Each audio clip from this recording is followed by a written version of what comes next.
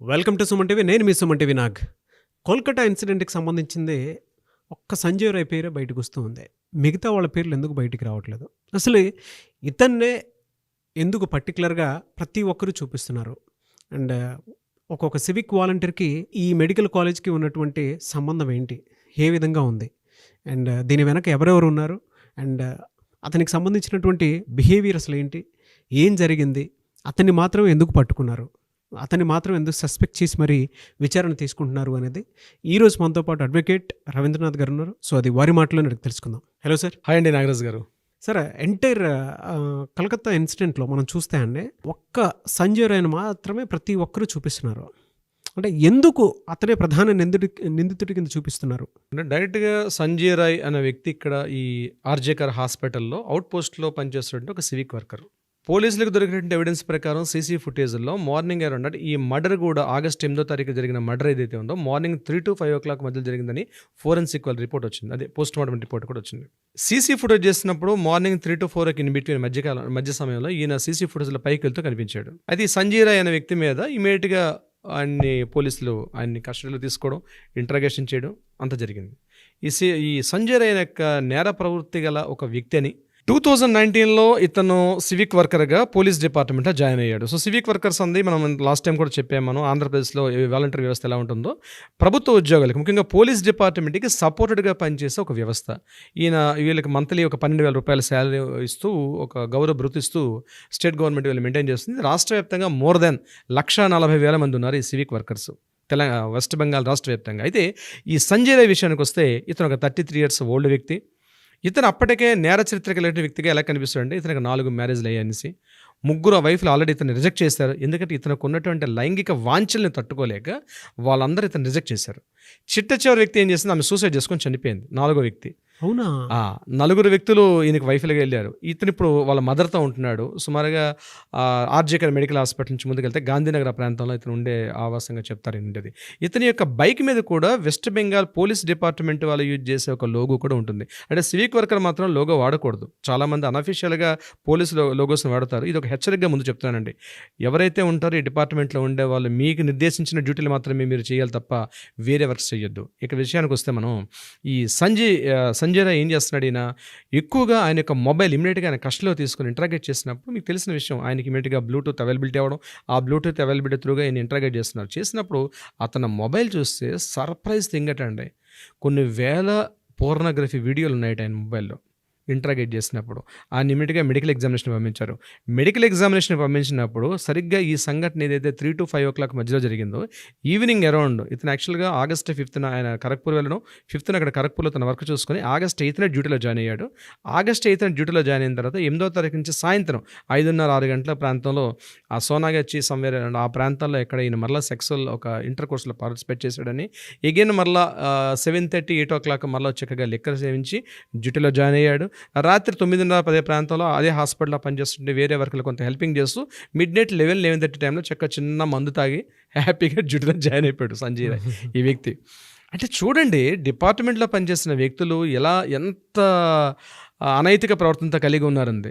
Morning 3 to 4 o'clock ఈ విషయంలో జరిగింది. అక్కడ రక్త నమూనాలు కానీ గోళ్ళల్లో ఉన్నటువంటి నిచ్చరము అవన్నీ కూడా ఆనవాళ్ళు, DNA టెస్టులు, ఫోరెన్సిక్ టెస్టులు, వేలి ముద్దలు అన్నింటిలో కూడా ఈయన ఆనవాళ్ళు దొరికాడు. ఇక్కడ నేను ఈ సంజయ్ రాయ్ విషయం చెప్పాలండి అంటే ఇతను ఒక బలిపశు అయ్యాడండి. ఇతను చేయలేదని చెప్పడం కాదు, ఇక్కడ మనకి ఎవిడెన్సెస్ కనిపిస్తున్నాయి కాబట్టి మనం మాట్లాడుకోవాలంటే కోర్టు ప్రకారం ఎవిడెన్సెస్ ఇతను నేరం చేశాడు. కానీ ఎలాంటి నేరం చేశాడు, ఆల్రెడీ అప్పటికే ఒక dead body, victim dead body, అంటే ప్రాణం ఉందో ప్రాణం పోయిందో. ఇక్కడ మనకు అందే ఇన్ఫర్మేషన్ ప్రకారం నాగరాజ్ గారు 4 ఆల్రెడీ కొంతమంది డాక్టర్లు వెళ్ళి ఆమె మీద సామూహికంగా అత్యాచారం చేసిన తర్వాత ఆమె పెనుగులాడిన తర్వాత అంటే ఎక్కడైనా ఆ అమ్మాయిని జస్ట్ ప్రెస్ చేసి చంపింది ఈయన కాదని, అంటే మెడ మీద నరాలు ఇవన్నీ కూడా ముఖ్యంగా మనం చెప్పాం colour bone and pelvic gland విషయాలను కూడా, అంటే ఒక 2 పట్టుకుంటే మిగిలిన 2 ఆమెని అత్యాచారం చేశారు. ఆ 4 వెళ్ళిపోయారు. ఆ CCTV ఫుటేజ్లో మనకు కనిపిస్తున్న దృశ్యాన్ని మనం లైవ్లో మాట్లాడుకుంటే తర్వాత అరౌండ్ మార్నింగ్ 3:30-4 o'clock టైంలో ఇతను పైకి వెళ్ళాడు. పైకి వెళ్ళేటప్పుడు అప్పటికే ఆ అమ్మాయి కొంత స్పృహలో ఉంది. ఆ సమయంలో ఇతను తన ఆ అమ్మాయి మీద అత్యాచారం చేసినప్పుడు అప్పుడు ఆ అమ్మాయి అంటే ఆల్రెడీ దేహం ఛిద్రమైపోయినటువంటి దేహం, ఆల్రెడీ కొంత ఏదో పెనుగులాడుతుంది, ప్రాణంతో పెనుగులాడుతున్న వ్యక్తి మీద ఇతను ఎంత పాశవికంగా ఎంత భయానికంగా అంటే శవం అని చెప్పడం కరెక్ట్ కాదు, ఎంతో ఉంది స్పృహ, ఏదో కొట్టుమిట్టాడుతుంది ఆ అమ్మాయితోటి అతను సెక్స్లో పాల్గొన్నాడు. బా! అంటే అసలు ఏమైపోతున్నాయండి అసలు మానవత్వ హృదయాలు. కనీసం హెల్ప్ చేయాలనో మరొకటి లేకుండా దీని వెనకాల హిస్టరీ అనేది సీబీఐ వాళ్ళ ఇంటరాగేషన్ తర్వాత వెళ్తే గానీ, జరిగిన సంఘటనని మనం స్టడీ చేస్తుంటే కనిపిస్తుంది అదే. ఆ సమయంలో ఆమెతో సెక్స్ చేసాడు అతను. సెక్స్ చేసి ముందు ఆల్రెడీ కాలర్ బోన్ విరిగిపోయిందండి అమ్మాయికి. పెల్విక్ గ్లాండ్ అంటారు. అంటే నడుముకి మనకి నడుము అంటాం. నడుము పైన ఉన్నటువంటి ఆ ఇంటర్నల్ ఏదైతే వెజిన్ అని కలిపే పార్ట్‌ని పెల్విక్ గ్లాండ్ అంటారు. ముందు ఈ సందీప్ ఘోష్ చెప్పిన ప్రిన్సిపల్ చెప్పిందంటే ఆమెకేం ఆ గాయాలు జరగలేదని చెప్పాడు. కానీ పోలీస్ రిపోర్ట్‌లో ఆ పెల్విక్ గ్లాండ్, కాలర్ బోన్ 2 కూడా బ్రేక్ అయిపోయాయి. అటువంటి అచేతన స్థితిలో ఉన్నటువంటి ఒక స్త్రీ మీద అసలు ఎంత క్రూర మృగమై ఉండాలండి అటువంటి వ్యక్తి మీద వెళ్లి సెక్స్ కామవాంఛలు తీర్చుకోవడం. అసలు మనం మాట్లాడుకోవడం కూడా అసలు అత్యంత దయనీయమైనటువంటి పరిస్థితి అండి. అంటే ఎటువంటి నేచర్ ఈ సంజయ్ రాయ్ అనే వ్యక్తిది.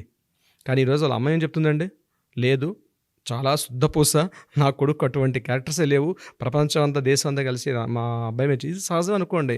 సంజయ్ రాయ్ వాళ్ళ అమ్మ సంజయ్ రాయ్ వాళ్ళ అమ్మ చెప్తున్నటువంటి స్టేట్మెంట్ మాలతీ రాయ్ వాళ్ళ మదర్ పేరు, ఆవిడ చెప్తున్నటువంటి స్టేట్మెంట్. కానీ మొత్తం హిస్టరీని చూస్తుంటే అతను ఒక బాక్సర్, అతనట ట్రైనీ బాక్సర్ అటండి. ఈ పోలీస్ డిపార్ట్మెంట్లో ఎవరికైనా ముఖ్యంగా ఈ ట్రాఫిక్ డిపార్ట్మెంట్లో ఏమైనా ప్రాబ్లమ్స్ అయ్యేటప్పుడు ఫిజికల్ హ్యాండ్లింగ్ చేసి కొట్టడం కోసం చెప్పి బాక్సర్ని పెట్టుకుంటారట. ఆల్రెడీ బాక్సర్ ట్రైనింగ్ అయిన పర్సన్స్ని ఈ వాలంటీర్కి పెట్టుకుంటారట. ఈయనకి ఇన్ని క్వాలిటీస్ ఉన్నాయని చెప్పి డిపార్ట్మెంట్లో ఆయన సర్వే అవుతున్నాడు ఆయన. అంటే ఒక లెక్కర్ చేస్తూ ఒక గవర్నమెంట్ ఉద్యోగి ప్రభుత్వంలో మత్తు మంది తీసుకొని ఆయన డ్యూటీ చేయడమే తప్పు. ఇంకా ప్రతిదీ తప్పే ఆయన చేసినవన్నీ కూడా. ఏదైనా కూడా నిజంగా సంజయ్ రాయ్ అన్న వ్యక్తి మనకు అందిన ఇన్ఫర్మేషన్ ప్రకారం తప్పు చేసిన వ్యక్తిగా కనిపిస్తున్నాడు. నిజంగా తప్పు చేస్తుంటే సభ్య సమాజం ఆయన్ని ఎట్టి పరిస్థితుల్లో క్షమించదండి. న్యాయాలు, చట్టాలు ఆ వ్యక్తి మీకు బాధితురాలకి న్యాయం జరగాలి. ఎలా సార్ మరి? అంటే ఆ ప్రిన్సిపల్ సందీప్ ఘోష్ అనేటువంటి వ్యక్తి ఎలా సపోర్ట్ ఇచ్చుకుంటూ వచ్చారు ఇతనికి? సంజయ్ ఘోష్ మనకు అందిన ఇన్ఫర్మేషన్ ప్రకారం అండి, రీసెంట్గా మనకు తెలిసిన ఇన్ఫర్మేషన్ ఏంటంటే ఈ విక్టిమ్ ఎవరైతే బాధితురాలు ఉన్నారో ముందు రోజు సాయంత్రం 4:30-5 గంటల ప్రాంతంలో సంజయ్ రాయ్ యొక్క క్యాబిన్కి వెళ్ళి ఛాంబర్లో ఈ అమ్మాయి మాట్లాడింది, ఏదో పిలిపించి మాట్లాడాడు, ఏదో సంఘటన జరిగింది అక్కడ. సందీప్ ఘోష్ ప్రిన్సిపల్ సందీప్ ఘోష్ ఈ అమ్మాయిని అరౌండ్ ఈవినింగ్ 3:30 to 5 o'clock మధ్యలో, ఈవినింగ్ అండి, ఈ అమ్మాయి డ్యూటీలో ఉంటుండగానే పిలిపించి ఆ అమ్మాయిని అక్కడ ఏదో డిస్కషన్ జరిగింది. ఇదే డిస్కషన్ మనం ఆడియో క్లిప్లో చేసాం, తన ఫ్రెండ్తో మాట్లాడుతుంటే ఆడియో క్లిప్. ఆ సమయంలో ఈ 4 ఫ్రెండ్స్ కూడా ఉన్నారు, ఒప్పించారు 4 ఫ్రెండ్స్ కూడా. అంటే క్లాస్మేట్స్ అండి వీళ్ళందరూ కూడా, క్లాస్మేట్స్, పీజీ క్లాస్మేట్స్. మహా అయితే ఇంకొక 3 years ఉంటుంది పీజీ అన్నది.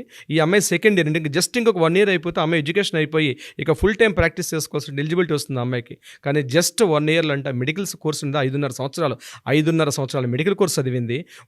2 years పాటు అంటే 7.5 years పాటు మెడికల్ చదువుకున్న ఒక స్టూడెంట్ ఆమె. మొత్తం మెడిసిన్ చదవాలంటే 8 సంవత్సరాలు అండి, ప్రాక్టీస్తో కలిపితే 10 సంవత్సరాలు స్పెండ్ చేస్తారు. అట్లాంటిది అవుట్ ఆఫ్ 10 yearsలో మోర్ దెన్ 7.5 years ఆమె కంప్లీట్ చేసుకుంది స్టడీస్లో. ఇంకొక 1 year ఉంటే తన మెడిసిన్ కంప్లీట్ అయిపోతుంది.